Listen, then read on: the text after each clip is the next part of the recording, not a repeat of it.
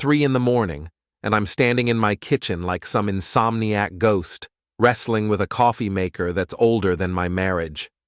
The thing wheezes and gurgles like it's on life support, but it still makes better coffee than the fancy machine Marta bought last month, the one she claimed was for entertaining clients. That should have been my first clue.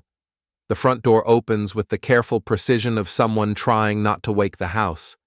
Marta thinks I'm asleep, of course. She always thinks I'm asleep when she comes home from her late meetings at T-Bold Advertising. I hear her heels click across the hardwood, then stop. The soft glow of a phone screen illuminates the hallway. "Hey, my king," she whispers into the device, and my world tilts sideways. I freeze, coffee mug halfway to my lips, as my wife of 23 years purrs into what I now realize is her second phone. The conversation is brief but devastating. Sweet nothings that should have been mine, plans for tomorrow's lunch meeting, and a breathy goodbye that makes my stomach turn. My king, not her husband, not Miles, her king. When she finally creeps upstairs, I'm still standing there like a statue, watching steam rise from my untouched coffee. The kitchen feels different now, foreign, like I'm seeing it through someone else's eyes. The granite countertops Marta insisted we needed, the stainless steel appliances that cost more than my first car, the wine rack filled with bottles I can't pronounce. All of it suddenly looks like evidence of a life I didn't recognize. I should have seen it coming. The signs were there, scattered like breadcrumbs through the past 6 months. The new wardrobe that made her look 10 years younger. The sudden interest in yoga and spin classes.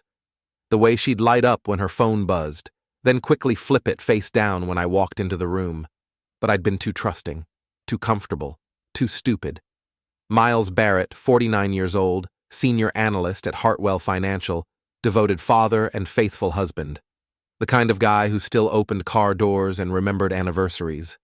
The kind of guy who apparently made it easy for his wife to find someone more exciting. I pour the coffee down the drain and head to my home office. If Marta has secrets, I'm going to find them. The computer reveals nothing. She's too smart for that. But her purse, left carelessly on the kitchen counter, tells a different story. Receipts from restaurants I've never been to. A hotel keycard from the Grand View, the fancy place downtown where executives take their mistresses, and tucked behind her credit cards, a second phone. My hands shake as I power it on. No password protection. She really did think I was an idiot. The messages hit me like physical blows, months of them, photos I won't describe, plans for weekend getaways to Mills Lake, where the city's elite keep their summer homes. And through it all, Jake Turnbull's name, over and over again. Jake Turnbull, Marta's boss, the man I'd met at company parties, who'd shaken my hand while looking over my shoulder for someone more important. The man who'd complimented our house while probably planning to steal my wife. I sit in the dark for hours, scrolling through evidence of my marriage's destruction. By dawn, I've made a decision. If Marta wants to play games, I'll teach her the rules. But first, I need to know my enemy. Jake Turnbull lives in Beacon Hills, the gated community where successful people go to feel superior to the rest of us. His house is a monument to ego, all glass and sharp angles like something from a magazine. His car is a Tesla Model S, black as his soul and twice as expensive as my annual salary. I follow him to work that morning, staying 3 cars back like they do in movies. He drives like he owns the road, cutting off smaller cars and running yellow lights. At T-Bold's downtown office, he parks in the executive section and strides through the lobby like he's conquering territory. This is the man my wife chose over me. This is her king. The irony isn't lost on me. I used to box in college. Nothing professional, just enough to know how to hurt someone if I needed to. Jake looks like he's never thrown a punch in his life. But apparently he throws other things better than I do. Money, power, promises he can't keep. That evening, I'm waiting when Marta comes home. She's glowing, practically floating through the door with a smile that used to be mine. "Good day at work?" I ask, not looking up from my newspaper. Oh, same old corporate grind. She kisses my forehead like she's blessing a child. Jake had us working late on the Morrison account. The lie comes so easily, it's almost artistic. I wonder how many times she's practiced it, how many variations she's prepared for different scenarios. Jake seems like a demanding boss, I say carefully. He expects excellence, but he's fair about it. Another lie, delivered with the confidence of someone who thinks she's smarter than everyone around her. I nod and fold my newspaper. I'm sure he appreciates your dedication. She beams at that, completely missing the edge in my voice. 23 years of marriage, and she can't even tell when I'm angry anymore. That might be the most insulting part of all.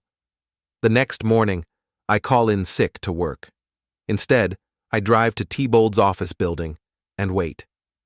At 11:30, Marta and Jake emerge together, walking just close enough to suggest intimacy without crossing professional lines.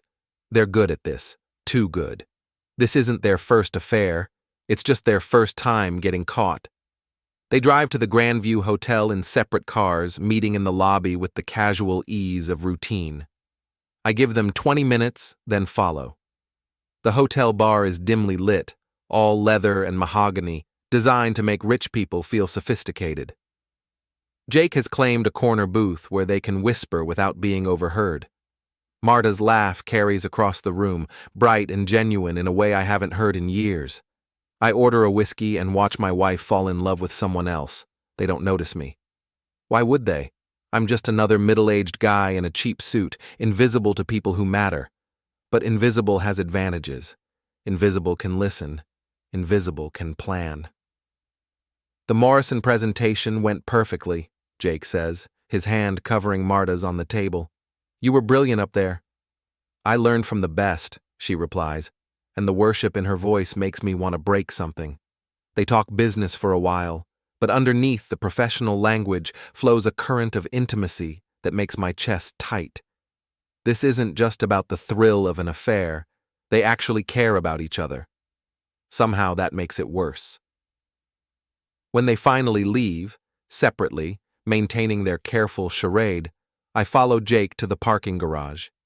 His Tesla gleams under the fluorescent lights, a symbol of everything he has that I don't. I've never vandalized anything in my life. I pay my taxes, hold doors for strangers, and return shopping carts to their proper places. But standing in that garage, watching Jake's taillights disappear into traffic, something fundamental shifts inside me. The tire iron from my trunk feels heavy in my hands. Each strike against his perfect paint job releases a little more of the rage that's been building since 3 a.m. By the time I'm finished, Jake's car looks like it went 10 rounds with a heavyweight champion. I leave a note under his windshield wiper. You parked in the wrong spot.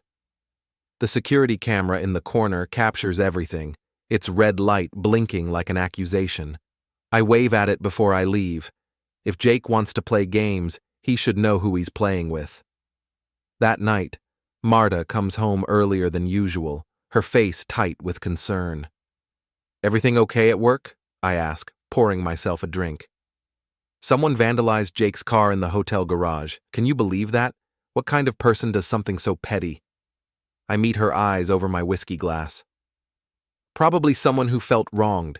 People do crazy things when they're pushed too far. She stares at me for a long moment, and I see the exact second she begins to suspect. But suspicion isn't proof, and Marta's too smart to make accusations she can't support. I suppose they do, she says finally. The next morning, my phone rings at 7 a.m., unknown number. Mr. Barrett, this is Detective Collins with the Metro Police. We'd like to ask you a few questions about an incident at the Grandview Hotel. And just like that, the game begins. Detective Collins turns out to be a tired-looking woman in her 50s who's seen enough domestic drama to recognize it from space. We meet at a diner downtown, away from my neighborhood where Marta's friends might spot us.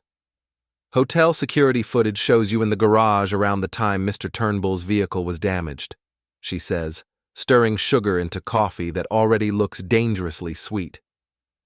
I was having a drink at the bar. Sometimes a man needs to get out of the house, you know? And the garage? I parked there. Last I checked, that wasn't illegal. She slides a photo across the table, me, clear as day, holding a tire iron like I'm conducting an orchestra of destruction.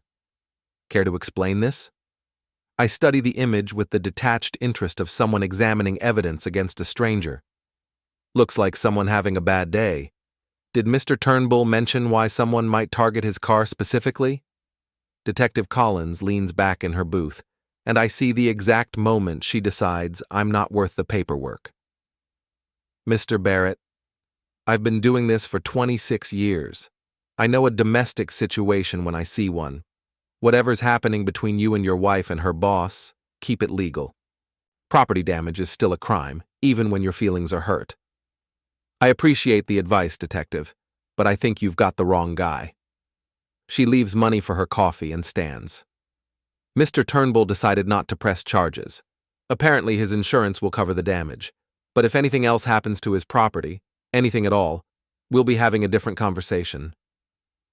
After she leaves, I sit in the diner for another hour, watching traffic crawl past the windows. The morning rush hour looks different when you're unemployed, because that's what I am now. Marta called while I was talking to the police. HR wants to see me first thing Monday morning. Apparently, someone reported my erratic behavior and potential workplace violence. Jake works fast, I'll give him that, but I work smarter. Monday morning finds me in Hartwell Financial's sterile conference room, facing 3 people who've already decided my fate. My supervisor, Janet, looks genuinely sorry.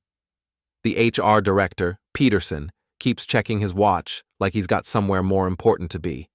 And the company lawyer, whose name I don't catch, takes notes on everything I say. We're placing you on administrative leave pending a psychological evaluation, Peterson announces, sliding papers across the table. It's standard procedure when there are concerns about employee stability. What concerns, specifically? The police contacted us about an incident involving your wife's supervisor. There are also reports that you've been making inappropriate comments about your marriage during work hours. I almost laugh. Jake's reach extends further than I thought. He's not just stealing my wife. He's dismantling my entire life, piece by piece. I see. And if I refuse the evaluation? Then your employment here would be terminated immediately. The papers are thick with legal language, but the message is simple. Submit to their psychological prodding or lose my job. It's a masterful move, really. Jake gets rid of the inconvenient husband without getting his hands dirty. I sign the documents with a flourish. When do I start seeing the company shrink? Dr. Matthews can see you Thursday at 2 p.m. Thursday. That gives me 3 days to prepare. I'm walking to my car when a voice stops me in the parking lot. Mr. Barrett? I turn to find a woman I recognize but can't immediately place. Tall, elegant, with silver hair and the kind of bone structure that suggests good breeding and better genetics. She's wearing a black coat that probably costs more than my monthly mortgage payment. I'm Vivian Castellan, she says, extending a manicured hand. Richard's wife. Richard. It takes me a moment to connect the name to the face. Jake's real name is Richard Castellan. Marta always called him Jake. Apparently, that was part of their intimate little world. Mrs. Castellan. I shake her hand, noting the strength in her grip. I'm sorry, but I don't think we've been properly introduced. We haven't, but I know who you are. Her smile is sharp enough to cut glass. Your wife stole my husband. Forget her. I'll take you. The words hang in the air between us like a challenge. Around us, the parking lot continues its mundane business. People getting into cars, checking phones, living normal lives where wives don't proposition their husband's rival in broad daylight. That's quite an offer, I manage. It's quite a situation. She steps closer, and I catch a hint of expensive perfume. Richard thinks he's clever, carrying on with your wife like some middle-aged Romeo, but he's not as discreet as he believes. And you're proposing what, exactly? Mutual satisfaction. They've had their fun. Why shouldn't we? I look at Vivian Castellan, really look at her. She's beautiful in the way that money can make someone beautiful. All careful maintenance and professional styling. But there's something else there. Something harder. She's not a victim seeking comfort. She's a predator who's found her hunting partner. Your husband might not appreciate that. My husband lost the right to appreciate anything when he started appreciating your wife. She pulls a card from her purse and presses it into my hand. Think about it, Miles. They took something from both of us. Maybe it's time we took something back. She walks away before I can respond, her heels clicking against the asphalt with military precision. The card in my hand is heavy stock, cream-colored, with only a phone number printed in elegant script. I drive home in a daze, Vivian's proposition echoing in my head. The house feels different when I walk in, smaller, shabbier, like I'm seeing it through her eyes. The furniture Marta and I picked out together suddenly looks tired and outdated. The family photos on the mantel seem like evidence of a life that no longer exists. Marta won't be home for hours. She's working late again, which means she's probably in Richard's bed right now, doing things she stopped doing with me years ago. I pour myself 3 fingers of bourbon and call the number on Vivian's card. I was wondering when you'd call, she says without preamble. Where do you want to meet? My place. Richard's at the office until 8, planning his next romantic gesture for your wife. The Castellan house makes my neighborhood look like a trailer park. It's one of those modern monstrosities that screams money, all glass and steel and architectural ego. The driveway could hold 6 cars. The lawn looks like it was trimmed with nail scissors. Vivian answers the door in a silk blouse and dark jeans that probably cost more than my car payment. She leads me through rooms that look like they belong in a museum, all clean lines and expensive art. Drink? She asks, moving to a bar that's better stocked than most restaurants. Whatever you're having. She pours 2 glasses of something amber and hands me one. To new partnerships. We drink, studying each other like chess players planning their opening moves. The alcohol burns, but it's good burn, the kind that comes from bottles with labels I can't read. How long have you known? I ask. About Richard and your wife. 3 months. How long have you known? 3 days. She laughs, and there's no humor in it. You're behind the curve, Miles. They've been planning this for a while. Richard thinks he's going to leave me for her. Is he? Over my cold, lifeless body.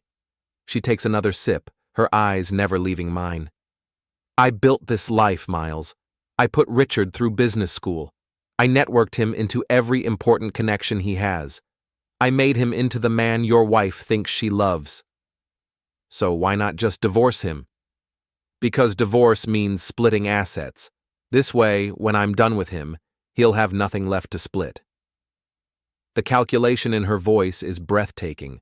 Vivian isn't heartbroken, she's furious, and fury, properly channeled, can accomplish remarkable things. What did you have in mind?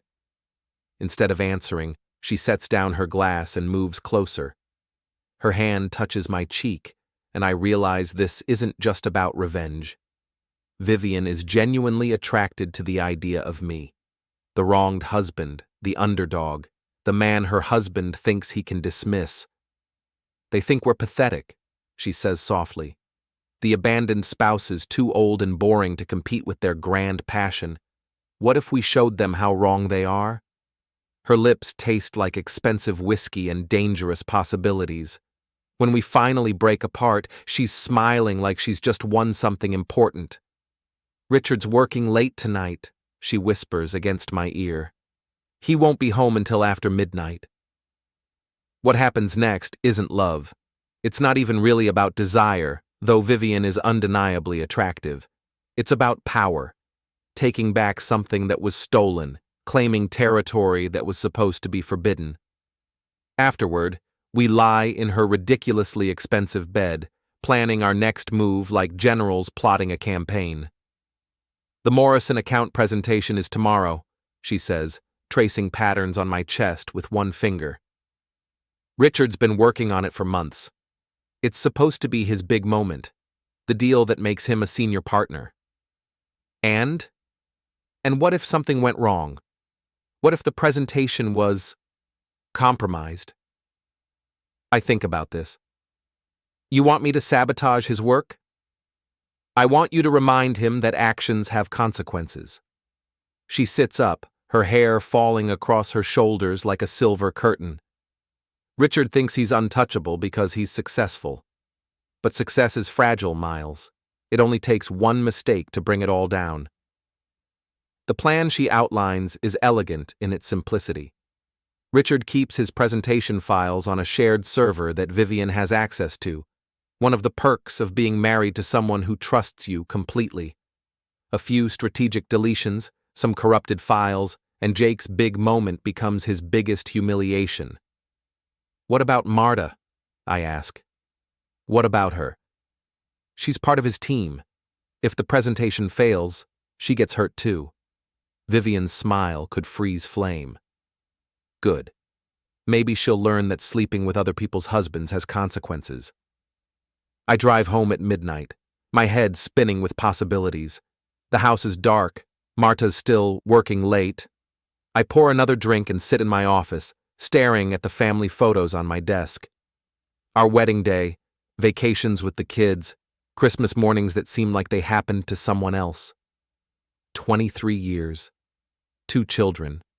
A mortgage, joint bank accounts, shared dreams that apparently weren't as shared as I thought. My phone buzzes. A text from Marta. Don't wait up. Big day tomorrow. I delete the message without responding. Tomorrow is going to be bigger than she thinks. The Morrison presentation is scheduled for 10 a.m. in T-Bold's main conference room. I position myself across the street in a coffee shop with floor-to-ceiling windows, armed with binoculars and a front-row seat to Jake's downfall. At 9:30, I see him stride into the building, confident and commanding. At 9:45, Marta follows, looking professional and polished in a way that makes my chest ache. At 10:15, Jake comes flying out of the building like he's been shot from a cannon, his face red with rage and humiliation. Marta trails behind him, her professional composure cracking. My phone rings. It worked perfectly, Vivian says, and I can hear the satisfaction in her voice.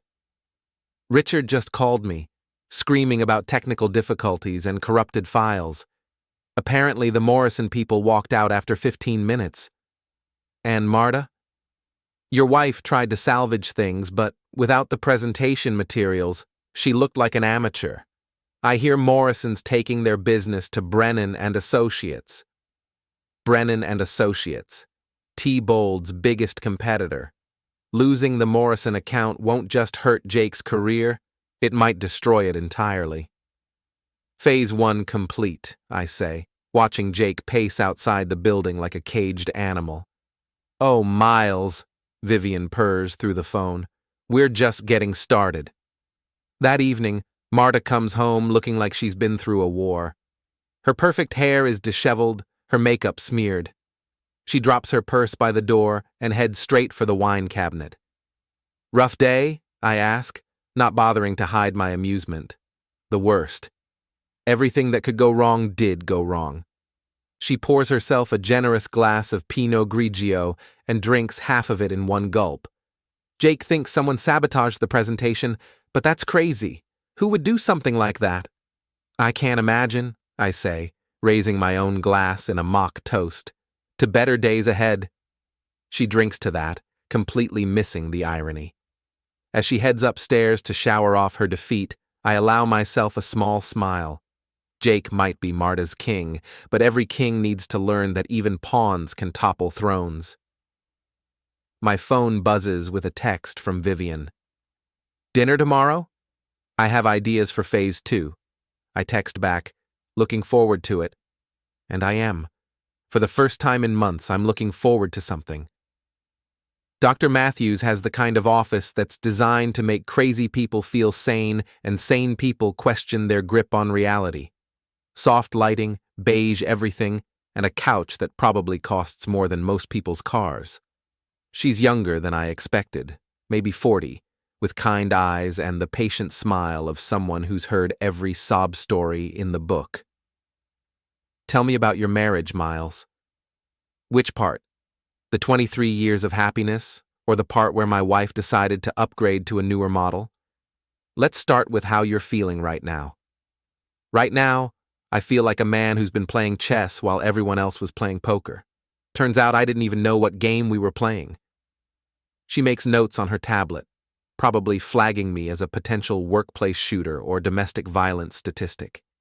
The irony is that I've never felt calmer, focused, like I finally understand the rules. Have you considered that your wife might be going through a midlife crisis? Sometimes people make poor decisions when they're feeling uncertain about their lives. Poor decisions. I let that phrase hang in the air. Is that what we're calling adultery now? I'm not excusing her behavior. I'm suggesting that people are complex, and relationships can be repaired if both parties are willing to do the work. Dr. Matthews, let me ask you something. If someone stole your car, would you want to work things out with them, or would you want your car back? That's an interesting analogy. It's not an analogy. My wife is my car, and someone stole her. I want her back. That's not entirely true, but Dr. Matthews doesn't need to know that. The truth is more complicated. I don't want Marta back. I want Jake to lose her. I want him to understand what it feels like to have something precious ripped away. After the session, I drive to Vivian's house. She's waiting with champagne and a smile that promises trouble. How did it go with the company psychiatrist? She thinks I'm a wounded bird who needs healing. I let her think that. Smart. Richard's been asking questions about you, where you work, what kind of man you are. He's starting to see you as a threat. Good. He should. We're sitting in her living room, surrounded by the spoils of Jake's success. Everything here is a reminder of what he's built, what he stands to lose. The art on the walls, the Persian rugs, the view of the lake through windows that cost more than most people's annual salary. I have something to show you, Vivian says, producing a tablet from the side table. The screen shows security footage from T-Bold's parking garage, not the hotel, but the office building. Jake and Marta, thinking they're alone, locked in an embrace that leaves no doubt about their relationship. How did you get this? Richard's not the only one with connections. The security company that monitors T-Bold also handles several of my charity events. Amazing what people will do for a generous donation. I watch my wife kiss another man with a passion she hasn't shown me in years. It should hurt more than it does.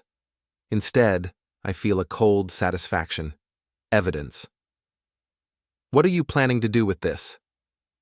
That depends. How badly do you want to hurt them? The question hangs between us like a loaded weapon. 3 days ago, I would have said I just wanted my wife back. But 3 days ago, I still believed in fair play and second chances. Now I understand that some games don't have rules. What did you have in mind?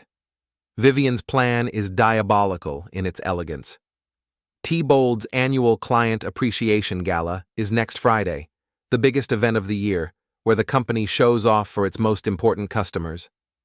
Jake will be there, playing the successful executive. Marta will be there, playing the devoted employee. And Vivian and I will be there together, playing the happy couple who've found love in the ashes of their broken marriages. You want to make our affair public? I want to make their affair public. Ours is just the delivery method. She refills our glasses, her movements precise and calculated. Richard's built his reputation on being the family man, the stable executive who can be trusted with important accounts. What happens to that reputation when everyone knows he's sleeping with a subordinate? And Marta? Your wife's career is built on being the reliable team player, the one who gets results through hard work and dedication. What happens when everyone knows she's getting results through other methods? It's beautiful, really. One evening, one public appearance, and both their professional lives implode. No violence, no illegal activity, just the truth, delivered at the worst possible moment. There's one problem, I point out. How do we get invited to their company party? Vivian's smile widens. Leave that to me. The invitation arrives Wednesday morning, embossed cardstock with gold lettering. Mr. and Mrs. Miles Barrett are cordially invited to attend T-Bold Advertising's annual Client Appreciation Gala. Black tie optional. RSVP required. Marta finds it on the kitchen counter when she comes home from another late meeting. How did we get invited to this? She asks, her voice carefully neutral. Maybe someone thinks we'd enjoy it. You're always talking about these company events, but you hate corporate parties. Maybe I'm trying to be more supportive of your career. I look up from my newspaper, meeting her eyes. Unless you'd prefer I didn't go? No, of course not. It's just unexpected. She's trying to calculate the angles, figure out how my presence might complicate her evening. I can practically see the gears turning behind her eyes. Will Jake be there? Richard. His name is Richard. The correction comes automatically. Then she catches herself. I mean, Mr. Castellan. Yes, he'll be there. Most of the senior staff will be. Great. I'm looking forward to meeting him properly. That night, she makes 3 phone calls from the bathroom with the water running. I don't need to hear the conversations to know what they're about. Damage control, contingency planning, how to manage an evening where her husband and lover will be in the same room. Thursday's session with Dr. Matthews goes smoothly. I play the role of the confused, hurt husband who's trying to save his marriage. She eats it up, making notes about progress and healthy coping mechanisms. Have you talked to your wife about couples counseling? She's been so busy at work lately. Maybe after this big project she's working on. What kind of project? Something with her boss. They've been putting in a lot of late nights together. Dr. Matthews nods sympathetically, completely missing the subtext. Sometimes people only hear what they expect to hear. Friday evening arrives with the weight of destiny. I rent a tuxedo, nothing fancy, but respectable enough for the occasion. Marta spends 2 hours getting ready, emerging from our bedroom transformed. She's wearing a black dress I've never seen before, cut low enough to make a statement. Her hair is perfect, her makeup flawless. She looks beautiful. She looks like she's dressing for someone else. You look stunning, I tell her, and mean it. Thank you. She seems surprised by the compliment, like she'd forgotten I was capable of noticing her. The ride to the hotel is quiet. Marta checks her phone constantly, probably coordinating with Jake about how to handle the evening. I drive carefully, savoring the anticipation.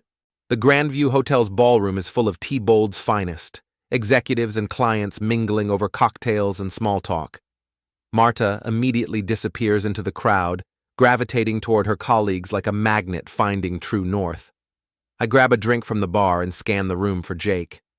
I spot him near the windows, holding court with a group of important-looking men in expensive suits. He's animated, confident, completely in his element. He has no idea what's coming. Miles Barrett. I turn to find a woman approaching. Tall, silver-haired, devastating in a way that makes every other woman in the room look like an amateur. Vivian Castellan, transformed by evening wear and careful lighting into something that belongs on magazine covers.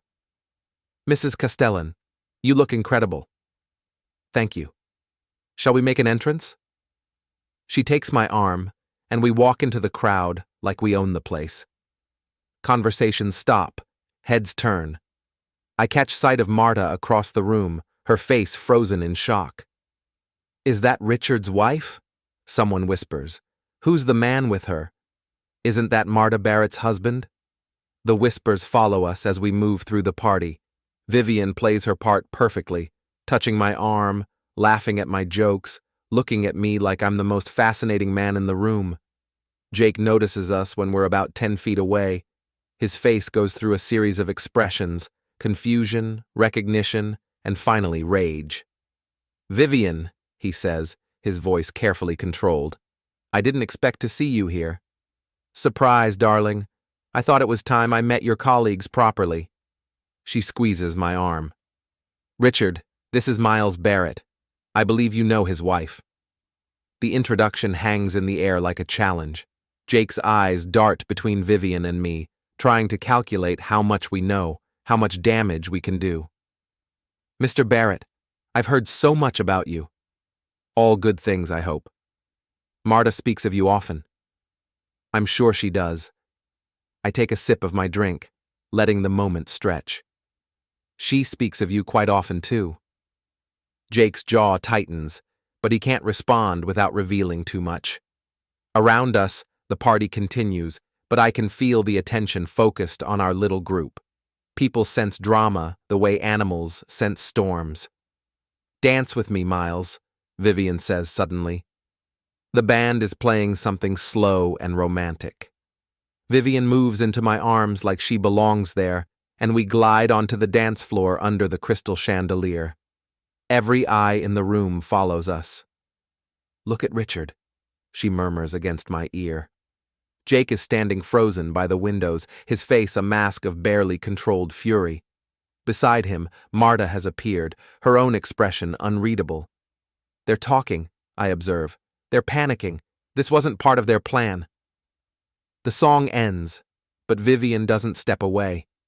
Instead, she looks up at me with eyes that could melt steel, rises on her toes, and kisses me. Not a polite social kiss, not a friendly peck, a real kiss, the kind that makes statements and starts wars. When we break apart, the ballroom has gone completely silent. Thank you for the dance, she says, loud enough for half the room to hear. Jake is already moving toward us, his face red with rage. But before he can reach us, Vivian takes my hand and leads me toward the exit. Where are we going? Somewhere private. Let them wonder what we're doing. We slip out through a side door that leads to the hotel's garden. The night air is cool against my heated skin, and I can hear the muffled sounds of the party through the windows. That was quite a performance, I say. Who says I was performing? She's standing close enough that I can see the flecks of gold in her green eyes. This woman is dangerous in ways I'm only beginning to understand. What happens now? Now we let them stew. Richard will spend the rest of the evening wondering what we're doing, who we're telling, how much his world is about to change. And tomorrow? Tomorrow, you're going to do something that will make tonight look subtle. My phone buzzes with a text from Marta. Where are you? I show the message to Vivian, who laughs. Tell her you're getting some air. I type back, getting some air, enjoying the evening. 3 dots appear immediately, then disappear, then appear again. Finally, come back inside. She's nervous, Vivian observes. She should be. We stay in the garden for another hour, letting Marta and Jake wonder and worry. When we finally return to the ballroom, the party has shifted. People are watching us, whispering behind their hands, drawing conclusions that aren't entirely wrong. Jake corners me at the bar while Vivian powders her nose. I don't know what game you think you're playing, he says, his voice low and threatening, but you're out of your league. Am I? Because from where I'm standing, it looks like I'm exactly where I need to be. Stay away from my wife. Funny. I was about to say the same thing to you. His hand clenches around his drink, and for a moment, I think he might actually throw a punch. But we're surrounded by his colleagues and clients. Any violence would destroy what's left of his professional reputation. This isn't over, he says finally. No, I agree. It's not. Marta doesn't speak to me during the drive home. She stares out the passenger window like she's trying to solve a puzzle, her fingers drumming against her purse. Did you enjoy the party? I ask as we pull into our driveway. It was fine. Vivian Castellan seems nice. Very attentive. What's that supposed to mean? Nothing. Just an observation. She follows me into the house, her heels clicking against the hardwood like an approaching storm. Miles, what's going on? What do you mean? Don't play dumb. You show up at my company party with Richard's wife, acting like you're dating her. People are talking. Let them talk. This affects my career. The words explode out of her with more force than she intended. We stand in our living room, facing each other across 23 years of marriage, and I see her clearly for the first time in months. Your career, I repeat slowly. The one where you work late every night with your boss. The one that's suddenly so important you don't have time for your husband anymore. It's not like that. What's it like, Marta? She opens her mouth to answer, then closes it. We both know she can't explain without lying, and we both know I'll catch the lie. I'm going to bed, she says finally. Give my regards to Jake when you text him tonight. She freezes halfway up the stairs. What? Nothing. Sleep well. But she won't sleep well. None of them will. My phone buzzes with a message from Vivian. Phase 2 starts tomorrow. Meet me at the gym on 5th Street at noon. I've never been to the gym on 5th Street, but I know the type. The kind of place where serious people go to hit things legally. When I arrive, Vivian is already there, dressed in workout clothes that probably cost more than my monthly grocery budget. You box, she says. It's not a question. Used to. College. Good, you're going to need those skills. She leads me through the gym to where a woman in her 30s is working a heavy bag with the kind of precision that comes from years of practice. Her movements are fluid, economical, devastating. Miles, meet Louise Vega. She manages this place. Louise stops punching long enough to shake my hand. Her grip could crush walnuts. Vivian tells me you're having some trouble with a workplace bully, she says. Something like that. Well, you've come to the right place. Nothing builds confidence like knowing you can handle yourself in a confrontation. For the next hour, Louise puts me through paces I haven't attempted in 20 years. My body remembers more than my mind expected. The footwork, the combinations, the rhythm of offense and defense. Not bad for an old guy, Louise says as I work the heavy bag. You've got good form, natural power. Thanks, I think. Richard Castellan ever been in a real fight? Vivian asks, toweling off from her own workout. Doubt it. Why? Just curious about what kind of man steals another man's wife. Louise grins. The kind who's never had his nose rearranged. Those types always think they're tougher than they are. After the workout, Vivian and I grab coffee at a place near the gym. She's glowing with post-exercise endorphins and pre-revenge anticipation. The Morrison account disaster has Richard on edge, she reports. He's been making calls all weekend trying to salvage the situation.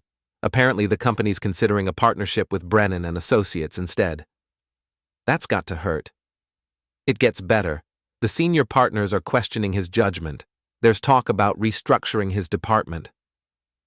And Marta, your wife is trying to distance herself from the failure. She's been telling people that the technical problems weren't her fault, that she was just following Richard's lead. The coffee tastes bitter, but I drink it anyway. Loyalty among thieves. There's more. Richard's been drinking. A lot. Yesterday he showed up to a client meeting obviously hungover. Today, he called in sick. The pressure's getting to him. The pressure's just getting started. Vivian leans across the table, her eyes bright with anticipation. Tonight, Richard has dinner with the Morrison people. One last attempt to save the account. He's meeting them at Chez Laurent, that French place downtown. And you're going to be there too, with me, having our own romantic dinner at the table right next to theirs. The audacity of it takes my breath away. That's playing with fire. Fire's only dangerous if you don't control it. Chez Laurent is the kind of restaurant where important people go to make important deals. The lighting is dim, the prices are ridiculous, and the waiters treat every customer like visiting royalty. Vivian has reserved a table with perfect sightlines to where Jake will be conducting his damage control. We arrive first, settling into our seats just as Jake enters with 3 people I don't recognize. The Morrison team, probably. He looks haggard, older than his years, like a man who's been running from something and can't catch his breath. Right on time, Vivian murmurs, raising her wine glass. Jake doesn't notice us immediately. He's too focused on his dinner companions, working hard to charm people who clearly don't want to be charmed. His laugh is too loud, his gestures too broad. Desperation has a smell, and it's wafting across the restaurant. This is painful to watch, I observe. It's about to get worse. Vivian signals the waiter, who approaches with the deference reserved for regular customers who tip well. "Could you send a bottle of your best champagne to table 7? She asks sweetly. "With our compliments." "Certainly, Mrs. Castellan. Any message?" "Tell them it's from Mr. and Mrs. Barrett. We're celebrating new beginnings." The waiter nods and glides away. Jake still hasn't seen us, but that's about to change. The champagne arrives with ceremony, ice bucket, crystal glasses, the whole production. Jake looks confused as the waiter explains the gift, then follows the man's gesture toward our table. His face goes white when he sees us. Vivian raises her glass in a toast, her smile radiant. I follow suit, meeting Jake's stare with a calm I don't entirely feel. "To new partnerships," Vivian says, loud enough to carry. Jake excuses himself from his table and approaches us, his face a mask of barely controlled fury. "What the hell are you doing here?" "Having dinner with my friend," I reply calmly. "Beautiful place, great atmosphere." This is harassment. "This is a public restaurant. We have as much right to be here as you do." One of the Morrison people is watching our interaction with interest. Jake realizes that any scene he makes will only reinforce his image as someone who's lost control. "Enjoy your meal," he says through gritted teeth, and returns to his table. But the damage is done. The Morrison team keeps glancing our way, clearly wondering about the relationship dynamics they've stumbled into. Jake's already difficult evening has become impossible. 20 minutes later, the Morrison people make their excuses and leave. Jake sits alone at his table, staring at his untouched entree like it holds the answers to all his problems. "Should we go console him?" Vivian asks innocently. "I think he needs some time alone with his thoughts." We finish our dinner slowly, savoring both the food and Jake's obvious distress. When we finally leave, he's still sitting there, a broken man in an expensive suit. "Phase 2 complete," Vivian says as we walk to our cars. "What's Phase 3? "Phase 3 is when you tell Richard exactly what you think of him, in public, where it counts." She kisses me goodnight, another real kiss, the kind that makes statements, and drives away in her silver Mercedes. I watch her taillights disappear into traffic, then sit in my own car for a long moment, processing what I've become. 3 weeks ago, I was a faithful husband trying to save his marriage. Tonight, I'm a man plotting the destruction of everyone who wronged me. The transformation should disturb me more than it does. When I get home, Marta is waiting in the living room, still in her dress, but with her makeup smeared and her hair disheveled. "We need to talk," she says. "Do we?" "Miles, I know how this looks, but..." "How does it look, Marta?" "Like you're having an affair with Richard's wife." I pour myself a drink and settle into my chair, studying my wife like she's a specimen in a laboratory. "And if I am?" "Then you're destroying both our lives for no reason." No reason. I taste the words like wine. "That's interesting. You think I need a reason to move on with my life?" "That's not what this is. You're doing this to hurt me." "Why would I want to hurt you, Marta? You're my wife. We took vows." The words hit her like slaps. She knows I know. The only question is how much. "Miles, please, let me explain." "Explain what? How you've been working late every night for the past 6 months? How you suddenly need a second phone for work? How you've been taking business trips to places that don't have T-bold clients?" Each question lands with surgical precision. Marta's face crumbles as she realizes her careful deceptions have been unraveling while she wasn't looking. "It's not what you think." "It's exactly what I think. The only question is what we do about it." "What do you want?" The question hangs between us like a bridge I can either cross or burn. 3 weeks ago, I would have said I wanted my wife back, my marriage restored, my life returned to its comfortable routine. But that was before I understood the game we were really playing. I want you to be happy, Marta. I want you to have everything you deserve. She looks confused by my answer, like she was expecting threats or ultimatums. What does that mean?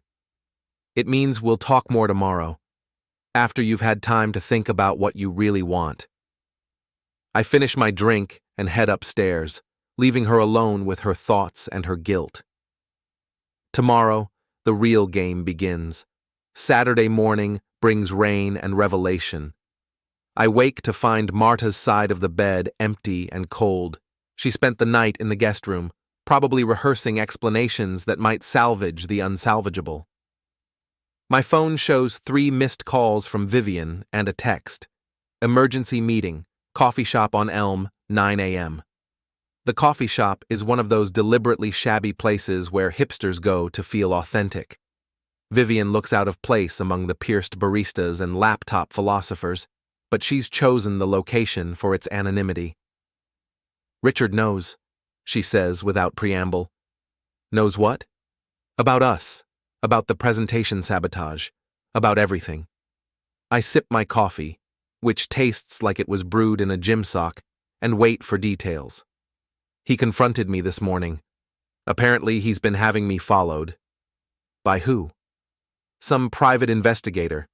The man has photos of us together, recordings of our phone conversations, even hotel receipts from places we've never been. Hotel receipts? Richard's been setting up fake evidence, making it look like we've been having an affair for months, since before we knew about him and your wife. The implications hit me like a freight train. Jake isn't just defending his territory, he's going on offense, building a case that makes us look like the aggressors. What kind of evidence? Vivian slides a manila envelope across the table. Inside are photographs that could end my marriage and destroy my reputation. Me entering Vivian's house. Us kissing in her garden. Images taken with telephoto lenses that make innocent encounters look sordid. He's planning to show these to your wife. When? Today. He's already scheduled a meeting with Marta for this afternoon. I study the photos more carefully. They're good. Professional quality. Perfectly timed to capture maximum damage. But they're also fake in crucial ways. The timestamps show dates when I was at work, provable through security footage and witness statements. Jake made a mistake, I realize. What kind of mistake? These photos are dated last month, but I can prove I was somewhere else. He got sloppy with his fabrication. Vivian's eyes light up with understanding. So, when he shows them to your wife, she'll know he's lying. And if he's lying about this, what else is he lying about? But that still leaves us with a problem. Richard's not going to stop here. He's going to keep escalating until one of us breaks. Then we escalate first. The plan we develop over the next hour is riskier than anything we've attempted before. But Jake has forced our hand. If he wants to play dirty, we'll show him what dirty really looks like. The company picnic is next weekend, Vivian explains. Annual tradition. All the employees and their families, plus major clients, very public, very visible. And Richard always gives a speech, something inspirational about teamwork and company values. What if this year's speech included some unexpected revelations? What kind of revelations? She produces another envelope, this one thick with documents. Richard's been cooking the books. Nothing illegal, he's too smart for that. But he's been inflating his department's performance numbers, taking credit for other people's work, and generally building his reputation on lies. How did you get these? I've been married to him for 15 years. I know where he keeps his real files. The documents tell a story of systematic deception. Projects Jake claimed to have managed were actually handled by subordinates. Clients he supposedly landed were inherited from previous account managers. Even his famous Morrison presentation was largely Marta's work, repackaged with his name on it. This destroys him, I say, flipping through the pages. Completely. But it also destroys your wife. She's been complicit in most of this, helping him take credit for other people's achievements. Good. The word comes out harder than I intended, surprising us both. Vivian studies my face like she's seeing me clearly for the first time. You really have changed, haven't you? People adapt. Darwin's law. What about your children? This will hurt them too. I think about Amelia and Ross, both away at college, both still believing their parents have a happy marriage. They'll be home for the picnic, expecting to see their family intact. They'll survive. Kids are resilient. And if they hate you for it, then they'll understand what betrayal feels like. It's a valuable lesson.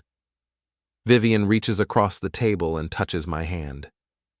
You're becoming someone I don't recognize. Good. The old me was weak. The old me got walked on. That afternoon, I'm working in my garden when Jake's BMW pulls into my driveway.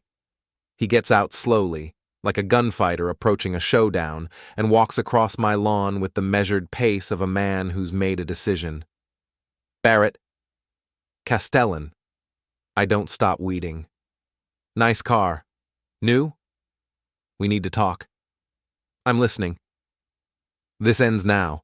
Whatever you think you're accomplishing with my wife, it stops today. I sit back on my heels and look up at him. He's trying to project authority, but there's something desperate in his eyes. I'm not sure what you mean. Don't insult my intelligence. You're using Vivian to get back at me for something you think I did. Think you did? I stand up, brushing dirt from my hands. Jake, I don't think anything. I know exactly what you did. Prove it. I don't need to prove it.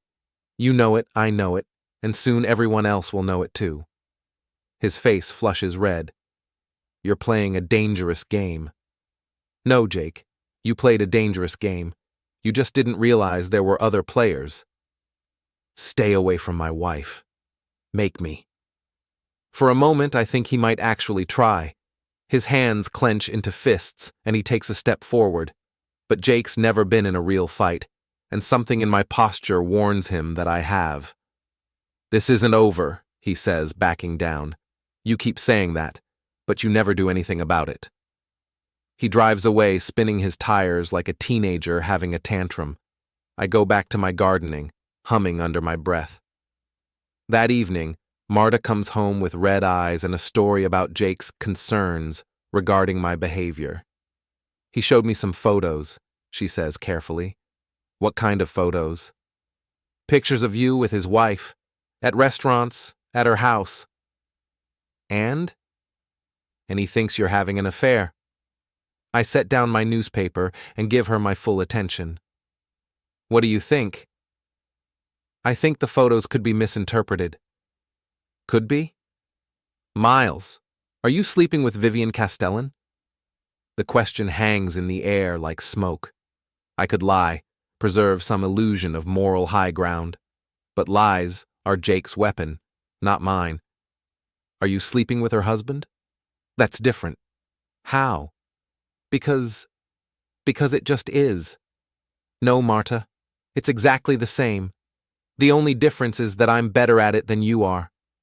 She stares at me like I've grown a second head. In 23 years of marriage, I've never spoken to her this way, direct, unflinching, unafraid of consequences. Who are you? I'm the man you married. I'm just not the man you thought you could ignore. Miles, please, we can fix this. We can go to counseling, work things out. Can we? Because it seems to me like you've already made your choice. It's not that simple. It's exactly that simple. You chose Jake over me. Now I'm choosing Vivian over you. But I love you. The words should mean something. 3 weeks ago, they would have meant everything. But now they sound hollow, like dialogue from a play she's forgotten how to perform. No, you don't. You love the idea of me, the safety, the stability, the backup plan, but you don't love me. That's not true. Then prove it. Choose me, right now. Tell Jake it's over, quit T-Bold, and let's rebuild our marriage. She opens her mouth to agree, then stops. The silence stretches between us, growing heavier with each passing second. I can't, she whispers finally. Then we have nothing left to discuss. I leave her standing in our living room and drive to Vivian's house. She answers the door in a silk robe, her hair loose around her shoulders. "You look like a man who's had a difficult conversation," she observes. "The most honest conversation of my marriage." And my marriage is over, officially. She steps aside to let me in, and I notice that the house feels different tonight.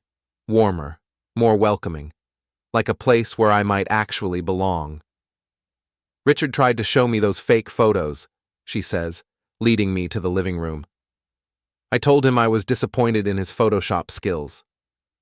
"He didn't believe you?" "He believes what he needs to believe. That we're the villains, that he's the victim, that somehow this is all our fault." "Isn't it? Does it matter?" She's right. Moral high ground is a luxury I can't afford anymore. Jake and Marta started this war when they decided their happiness was worth more than their marriages.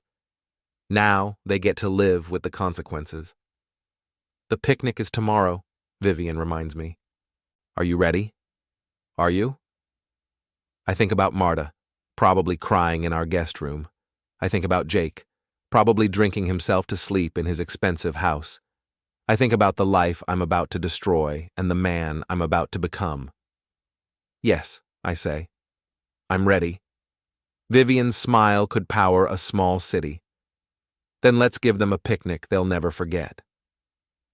T-Bold's annual company picnic takes place at Mills Lake Park, where the city's elite pretend to enjoy outdoor activities they'd normally pay other people to do for them.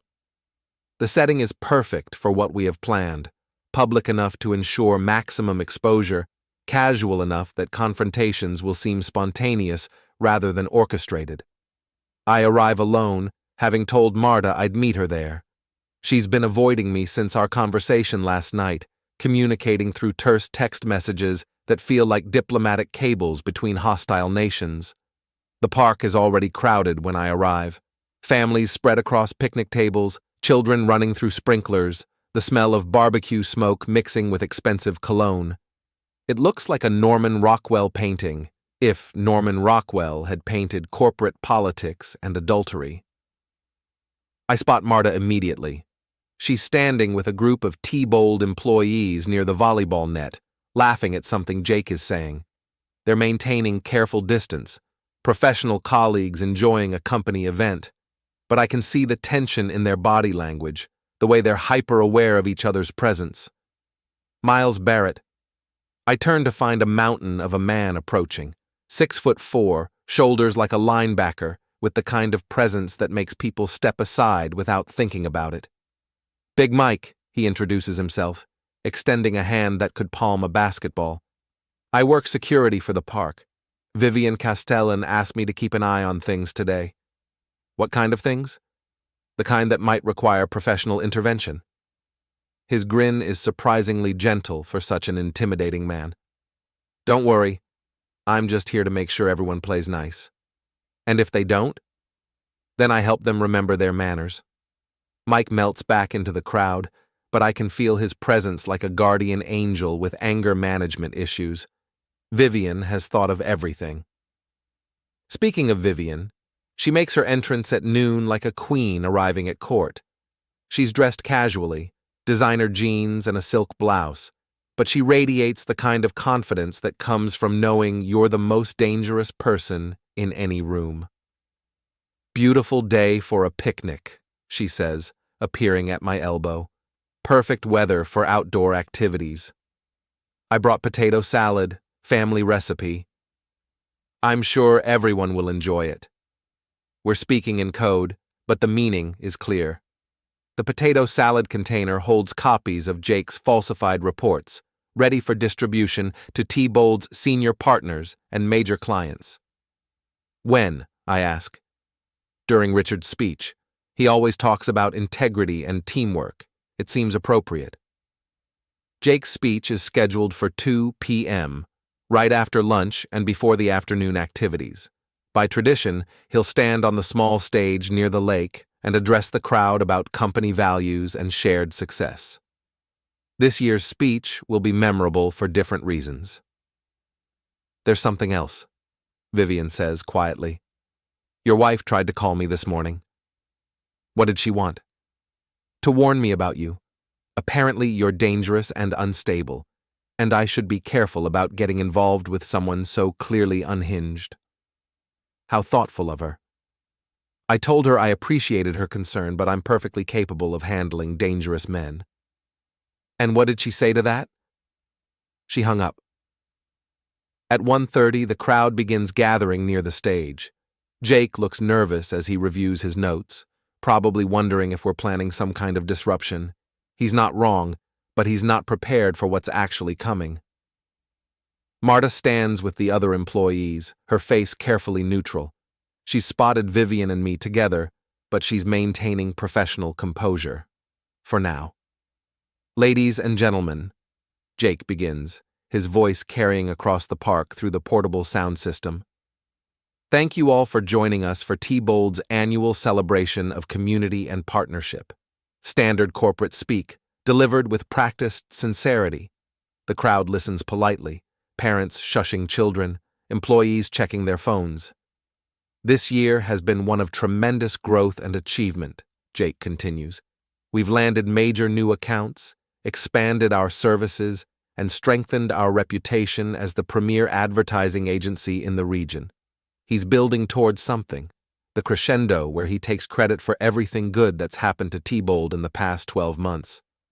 None of this would be possible without the dedication and hard work of our exceptional team. People like Marta Barrett, whose innovative thinking and tireless effort have been instrumental in our recent successes. Marta blushes as heads turn toward her. She's been set up as Jake's supporting evidence, the loyal employee who makes his leadership look effective. But success isn't just about individual achievement, Jake continues. It's about integrity, trust, and the values that bind us together as a company family. That's my cue. I stand up from my picnic table, potato salad container in hand, and begin walking toward the stage. Conversations stop as people notice the movement, the disruption of their comfortable routine. Mr. Castellan, I call out, my voice carrying across the suddenly quiet park. Could I have a word? Jake's face goes pale, but he can't refuse without looking petty. Of course, Mr. Barrett. What can I do for you? I climb the steps to the stage, feeling 200 pairs of eyes tracking my movement. The microphone is live, which means everyone will hear what comes next. I just wanted to thank you publicly for everything you've done for my wife. Jake's smile freezes on his face. I'm sorry? Marta's told me so much about your mentorship, the late nights you've spent together working on her development, the personal attention you've given her career. The crowd is completely silent now, sensing undercurrents they don't fully understand. Jake's eyes dart toward Marta, who looks like she's about to be sick. Mr. Barrett, perhaps we could discuss this privately. Oh, but this is a celebration of company values, integrity, trust, the things that bind us together. I open the potato salad container and begin distributing documents to the crowd. Speaking of integrity, I thought everyone might be interested in seeing some of Mr. Castellan's recent work. What are you doing? Jake's voice has risen an octave. Sharing information. Isn't that what good partners do? The documents circulate through the crowd like wildfire. Financial reports with altered numbers, project summaries with names changed, email threads showing Jake taking credit for other people's ideas. These are confidential company documents, Jake says desperately. You have no right. Actually, my wife brought these home. She's been helping you with your creative accounting, haven't you, darling? All eyes turn to Marta, who looks like she wants to disappear into the ground. Her mouth opens and closes soundlessly, a fish gasping for water. That's enough, Jake snaps, reaching for the microphone. You're right, it is enough. I step back from the microphone but don't leave the stage. Ladies and gentlemen, I'd like you to meet the real Richard Castellan. Not the successful executive he plays at work, but the man who steals other people's wives and takes credit for other people's achievements.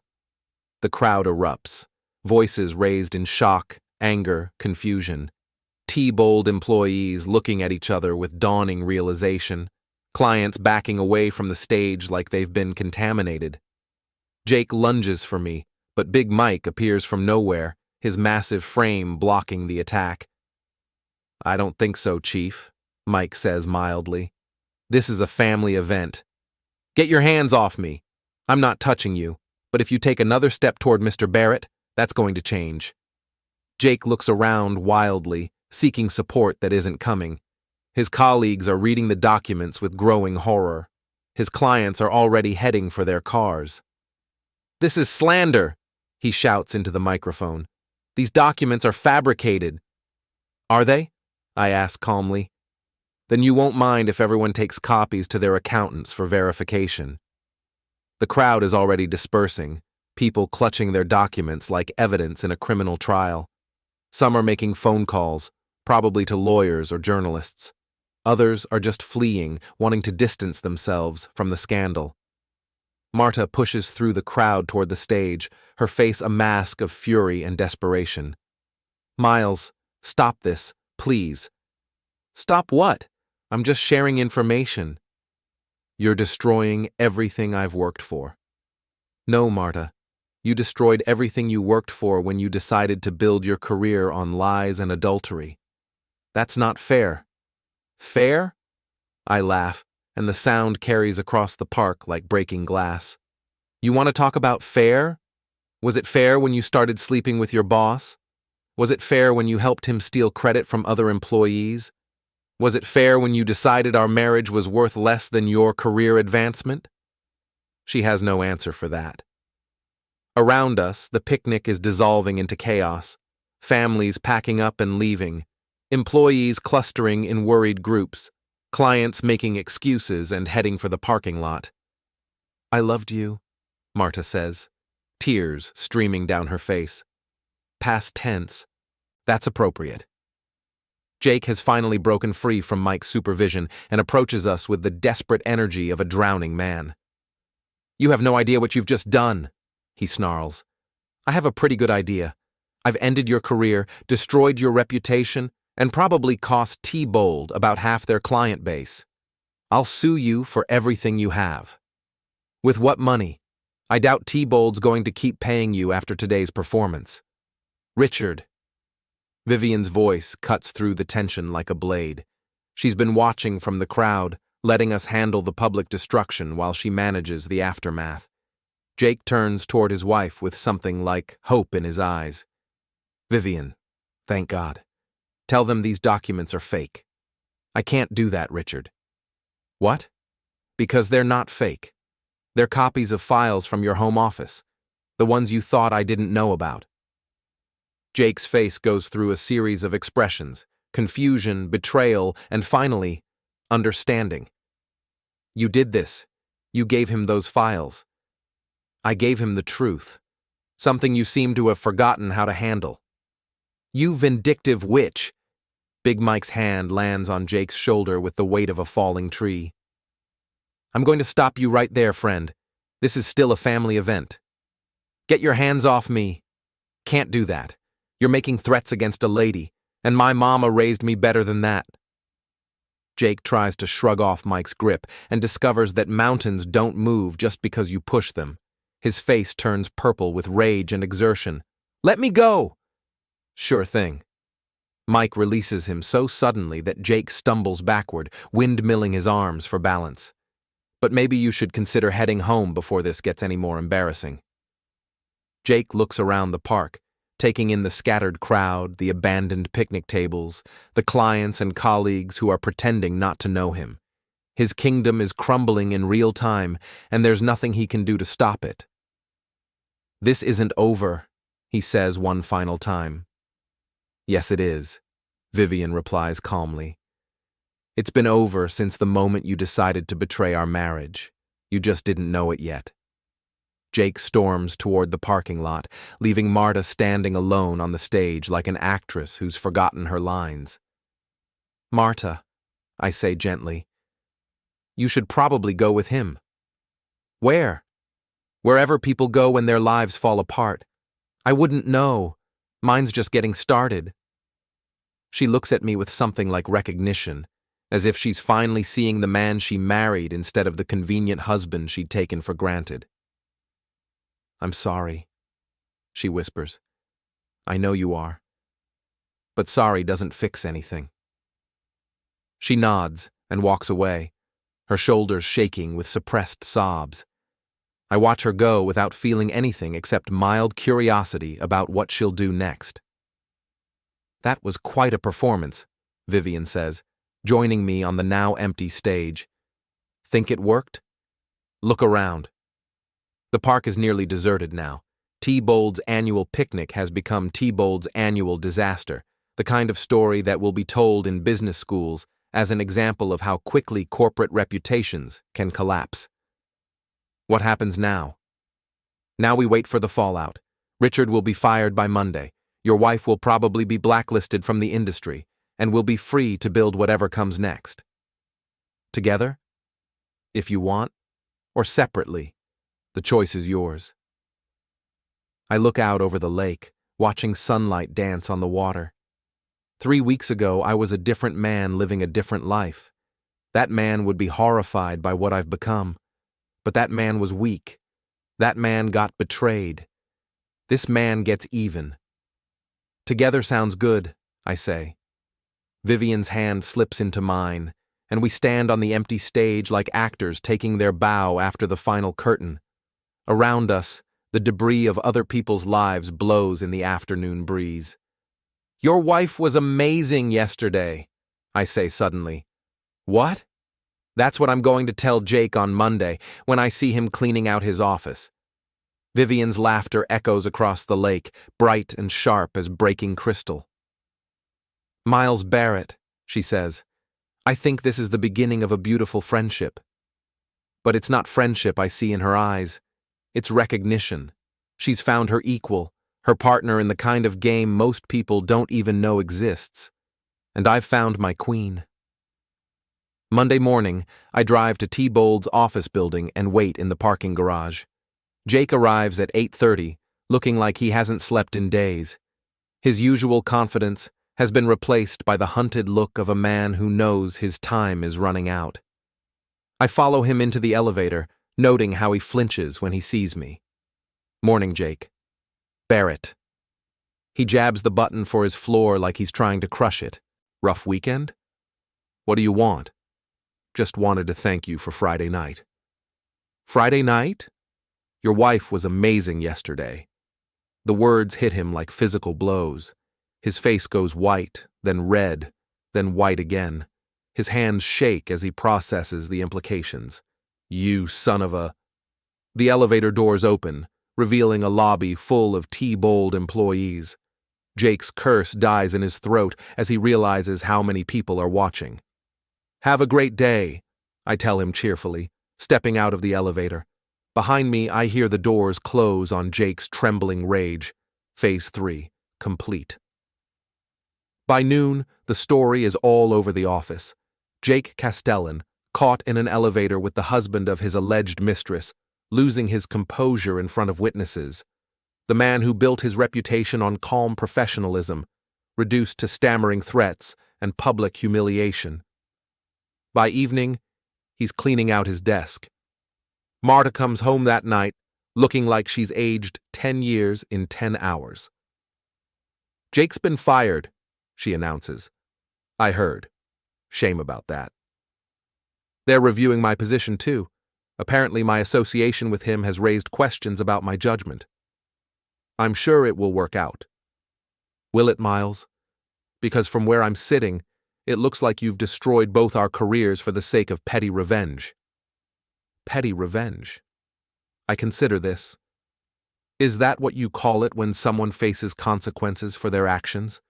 You've ruined everything." "No, Marta, you ruined everything. I just made sure everyone knew about it." She stares at me like I'm a stranger, and maybe I am. The man she married wouldn't have been capable of this level of calculated destruction. But that man is gone, replaced by someone harder and infinitely more dangerous. What happens now? Now you figure out what your life looks like without lies to hold it up. And us? There is no us. There hasn't been for months. She nods slowly, accepting what we both already knew. I'll start looking for an apartment. Take your time. I'm not in any hurry. After she goes upstairs, I pour myself a drink and step onto the back patio. The night is clear, stars visible despite the city lights. Somewhere out there, Jake is probably drinking himself into oblivion. Somewhere else, Vivian is planning our next move. My phone buzzes with a text. Dinner tomorrow? I have champagne. I text back, looking forward to it. And I am. For the first time in years, I'm looking forward to everything. The man I used to be would be ashamed of what I've become. But the man I used to be was a fool who believed in fairness and second chances. The man I am now knows better. The man I am now wins.